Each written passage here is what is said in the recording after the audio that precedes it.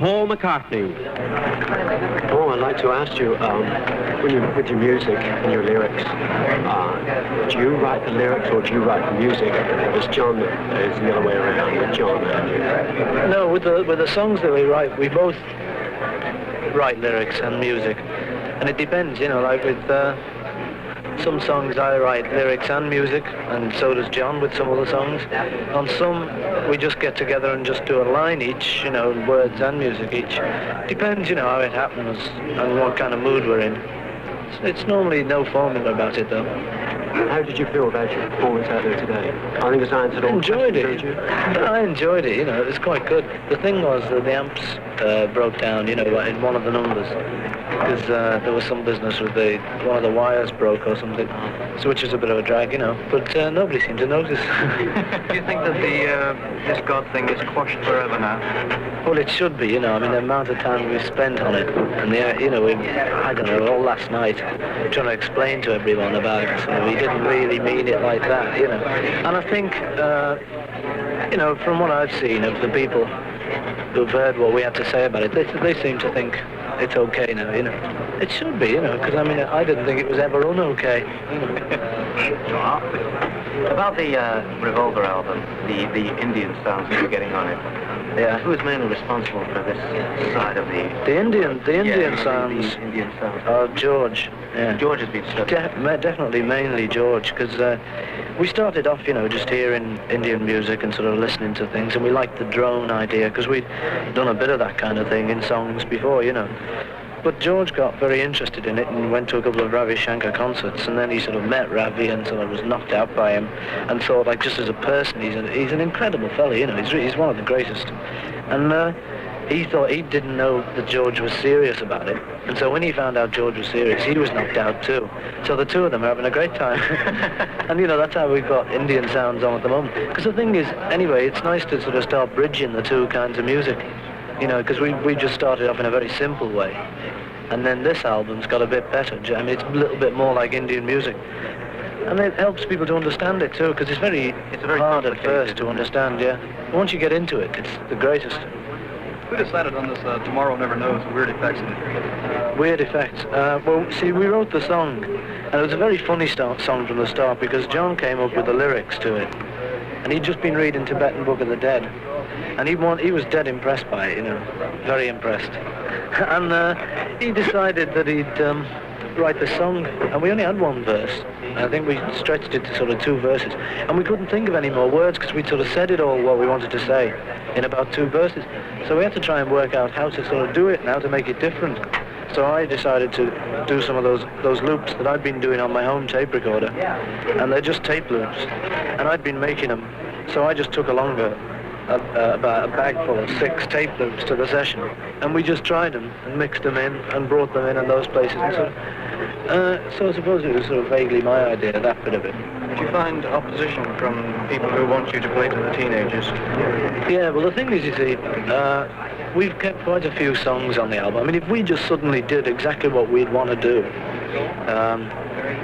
in fact, I think actually at the moment that is what we want to do, what we've done on Revolver. But if we did like all the way out things, I mean, I suppose people think they're way out. I don't actually, but that kind of thing. If we did a whole album of them, then we'd be doing what like the people who do electronic music do. They go too far out too suddenly, and no one stays with them. You know, everyone else is left behind because they're miles out ahead, sort of digging all this electronic stuff. But in fact, what we've tried to do is like do the last album, Rubber Soul, a bit more towards that, then this one a bit more, and the next one should be a bit more. And if people stay with us, you know, it's great. Lovely. Who decided the 2 tracks to go as the single from Revolver? From the LP? Yeah. I think we all did, you know. I think it was a case of, we knew that when the album came out, there'd be quite a few people going to cover it, so we thought we might as well have the hit, you know.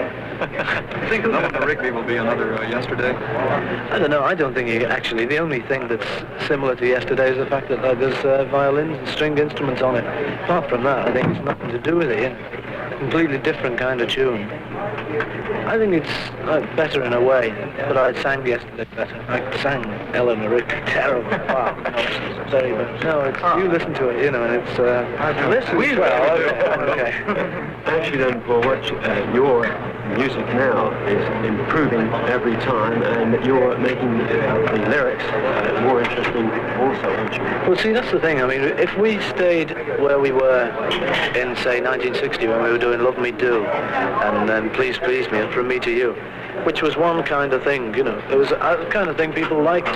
The thing is, if we did that now, I think our fans, the kind of fans that we got now, wouldn't like that too much, because it'd be going back and it'd be retracing your steps, you know. And also, from our point of view, we're never going to do that, because I mean, if we ever have to do that, if anyone suddenly says you're going too way out and you've got to get back to then, well, we'll give up, you know. Recently, at the last press reception, which I didn't think it was too grand, we had in Washington, that is, the questions that were asked, one of them said that were on about the crowds at the stadiums just recently, and they wanted to know how you felt about it, because they were, say, 20,000, 25,000, where before you used to get more.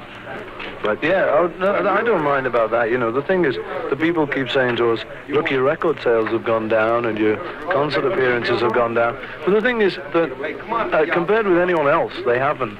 And the only people who set the records beforehand were us, you know, like for the concerts. But apparently, at the moment, we still play to more people than any other group does. That's correct. And so, I mean, you know, that doesn't worry us, because everyone else goes down in proportion. I mean, the only time if we were going to be worried by the whole sort of rat race, which we're not, you know, it doesn't really worry us. But if it did worry us, it might be when, for instance, another group started selling more records or more seats than us. Then we might get a bit worried, you know. But this doesn't worry us at all. We're still doing fine, you know. But don't you think that the time when it comes, when there'll be no more open-air performances or indoor performances for you, that your records will still be going on selling even 10 years from now? Well, I don't know. You see, this is the thing, actually, that we are more interested, really, in making music than we are probably in actually performing it, because we're not very good performers, you know. We haven't ever been able really to do what we've been able to do on records, on the stage. And also when we play these big concerts, you know, it gets a bit more impossible each time to sort of get over to the people what you're trying to get over. So we're tending a bit more to get this over on records, you know, in the lyrics of words and in the lyrics of songs, I mean. You know, so that I think that's getting a bit more important, and I hope it does go on for about, you know, as long as you like. Well, actually, then, with your recordings and also coming about your open performances, you're improving yourself each time. Well, I hope so, you know. I think probably we are, you know. But, yeah, we're trying to anyway. Speaking of back home in England, Paul, where is it you're exactly living now? Is it in the centre of London or out on one of the counties? No, it's just about 2 minutes outside London, in St John's Wood, you know. St John's Wood. Yeah. You're not living in Weybridge or Esher with the other lads? No, well, you see, the kind of house I wanted is like only exists sort of, well, mainly exists a couple of minutes out of London. And also I like cities, you know, so I got the house there. I mean, I did think, obviously, you know, well, I ought to sort of go out to Weybridge and things, but I mean, I've talked to the others about it since, and we've all decided that it would be silly for me to, like, buy a house in Weybridge that I wasn't very keen on. You know, just to sort of go along with the whole thing. And we can still get to see each other dead easily. You know, I mean, we only live sort of for the most, say, half an hour away from each other. So we're still in pretty good contact, you know, and if I want to go out for a swim, I go out to their place. Oh, marvellous. Well, now, when you get back home from this tour, will you be taking a holiday, say, in Spain or somewhere like this? I don't know, actually. I may do. We've got a few weeks off, you know. But I know, see, for instance, we want to do a record for Christmas. You know, we want to have a record for Christmas. So we've got to start thinking about that now, you know. We've got to start thinking about the next film that we do. So there's a lot of things, you know, it's like these people who start opening Christmas clubs in June. You know, we've got to start thinking about things like that now.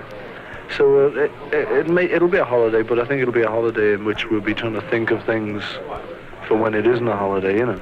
But, I mean, we'll take it easy. I heard you took a trip to Spain before once, didn't you, on holiday? I didn't go to Spain, no. I tried once to make Spain, and John and I were going to hitchhike. But we hitchhiked down from Liverpool, We didn't hitchhike. No, we got the train down from Liverpool because we thought, well, we won't hitchhike the first bit. And we got the boat over to Paris. And we got the train into Paris because we thought, well, it'd be too hard to get a hitch here. And we just stayed in Paris all week. Eventually, I mean, all the time trying to get out of Paris and make Spain, you know. We never made it. We just flew home at the end. Real lazy hitchhiking holiday. By the way, I'd like to ask you just one more, because what do you think about the other night at Cleveland when we had the great rush of the young people there for the show? Well, how did you feel about that? Well, the thing is, you see, that I was talking to someone about our shows, and I was saying that the great thing nowadays about our shows is it's a completely different thing from what it used to be. It used to be that we performed and that everyone sort of sat back and listened to us in the very early days, and occasionally sort of joined in. But as it's gone bigger and bigger, and the whole thing has sort of improved a lot, it's gone along the track of the audience participating an awful lot, you know. So I mean now, for instance, when the kids are all shouting and things, it's part of our show. You know, the audience is half of our show, you know, easily, and we're sort of less of our show than we used to be.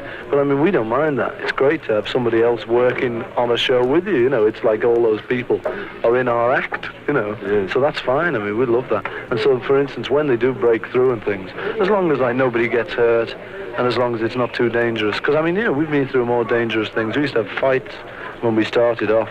I mean, in the audience, you know, we're a lot more dangerous than that. Like there'd be 100 fellas fighting another 100 from the next district.